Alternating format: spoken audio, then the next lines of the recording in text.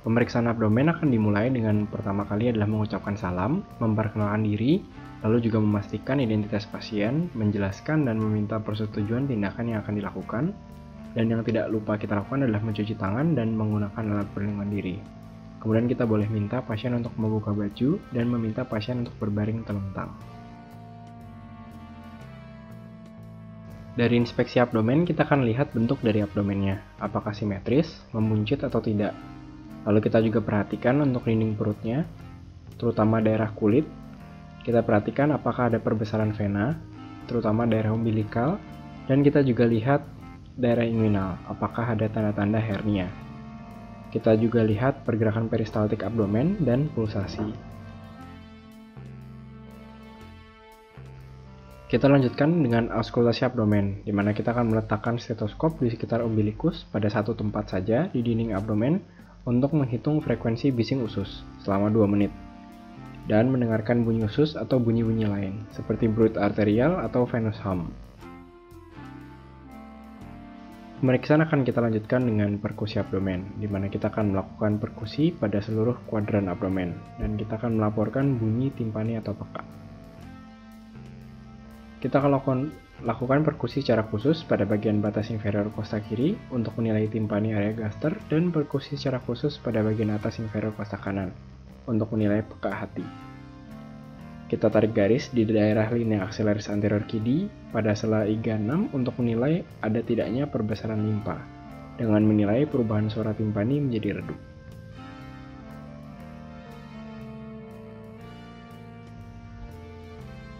Kita juga akan menentukan liver span dengan melakukan perkusi secara khusus di garis mid-clavicula kanan dari kranial ke arah caudal untuk menentukan batas paruh hepar dengan menilai perubahan suara dari sonor ke redup.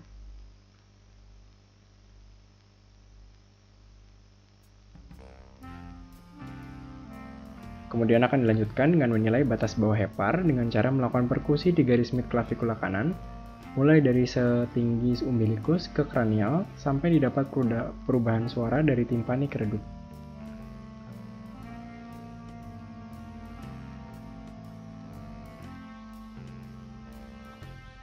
Lalu kita akan mengukur jarak antara batas atas dan batas bawah hepar.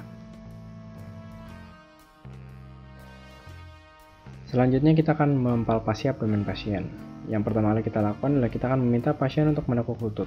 Tujuannya adalah agar otot abdomen pasien tidak berkontraksi dan mengganggu hasil pemeriksaan. Kita lakukan palpasi superficial ringan, dilakukan dengan menempelkan sisi palmar tangan kita secara horizontal pada seluruh regio abdomen secara sistematis. Lalu kita nilai nyeri tekan abdomen, apakah adanya devan muskular dan ada atau tidaknya massa superficial.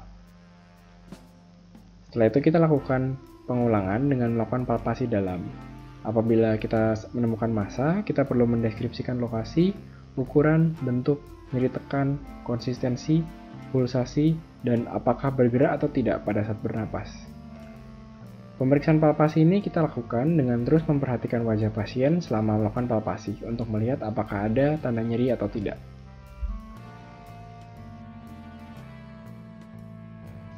Pemeriksaan palpasi hepar akan kita lakukan dengan melakukan penekanan dengan menggunakan sisi palmar radial dari jari tangan kanan kita. Kita akan meminta pasien untuk menarik nafas dalam, dan sembari pasien menarik nafas, kita akan lakukan penekanan sambil mempalpasi ke arah kranial dengan arah parabolik. Bila kita merasakan tepi hati, deskripsikanlah ukuran, permukaan, tepi, konsistensi, nyeri tekan, dan apakah terdapat pulsasi yang dirasakan.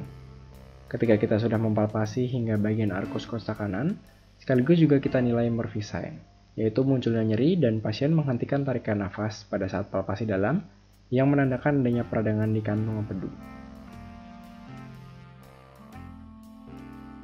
Pemeriksaan cairan bebas yang pertama adalah dengan menggunakan teknik shifting dullness, di mana kita akan lakukan perkusi dari umbilikus atau bagian puncak abdomen ke sisi lateral kiri atau kanan. Kita akan menentukan batas perubahan bunyi perkusi dari timpani ke redup. Lalu kita akan memberikan tanda batas perubahan tersebut dengan meletakkan jari sebagai plesimeter tetap pada batas tersebut. Lalu kemudian pasien akan kita mintakan miring ke arah kontralateral gerakan perkusi. Kita akan tunggu beberapa saat, 30 hingga 60 detik. Lalu kita lakukan perkusi kembali di tempat yang telah ditandai, dan kita tentukan apakah ada perubahan suara dari redup ke timpani.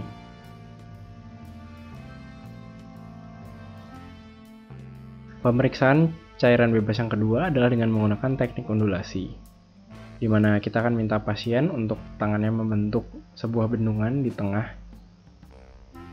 Lalu tangan pemeriksa akan berada di sebelah kiri dan kanan perut dari pasien. Lalu kita akan lakukan hentakan pada dinding perut dengan jari. Kita akan merasakan getaran pada tangan lain yang menempel pada dinding perut kontralateral.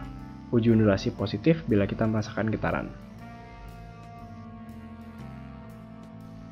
Kita akan melakukan pemeriksaan palpasi limpa dengan metode Schaffner, di mana kita akan melakukan penekanan pada perut dengan menggunakan sisi palmar radial dari jari tangan kanan.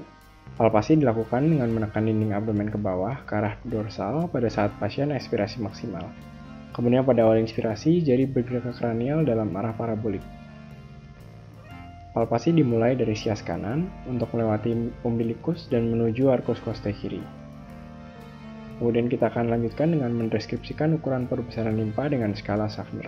Kita juga perlu melakukan palpasi titik McBurney, di mana titik ini terletak pada sepertiga lateral dari garis imajiner yang menghubungkan sias kanan dengan umbilikus.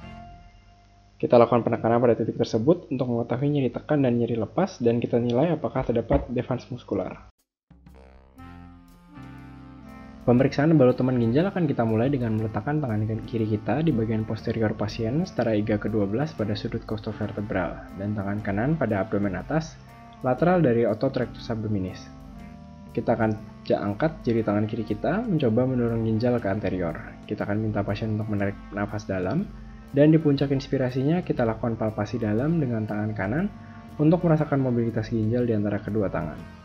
Palpasi ginjal bimanual dilakukan dengan teknik yang sama di sisi kontralateral. Pemeriksaan terakhir adalah pemeriksaan nyeri ketok costovertebral angle. Yang pertama kali kita akan lakukan adalah kita akan minta pasien untuk duduk. Pemeriksaan dilakukan dari arah belakang pasien. Kita akan letakkan tangan kiri sisi palmar pada sudut costovertebra kanan. Kita akan letakkan bagian ulnar kepala tangan kanan kita di atas tangan kiri pada sudut costovertebra kanan. Kita akan perhatikan pasien dan menanyakan pasien apakah pasien merasakan nyeri pada sentuhan. Kita akan pukulkan bagian ulnar kepala tangan di atas tangan kiri kita pada sudut costovertebra kanan dengan kekuatan yang cukup. Dan kita juga akan tanyakan apakah nyeri atau tidak. Kemudian kita akan lakukan tindakan yang sama pada sudut costovertebra kiri. Pemeriksaan setelah selesai, kita akan menutup pemeriksaan dengan menjelaskan hasil temuan, menjelaskan diagnosis dan rencana terapi ke depan. Kita akan lakukan KIE, yaitu konseling, informasi, dan edukasi, dan kita akan memberi kesempatan pasien untuk bertanya hal yang kurang jelas, serta berterima kasih pada pasien atas kesediaannya.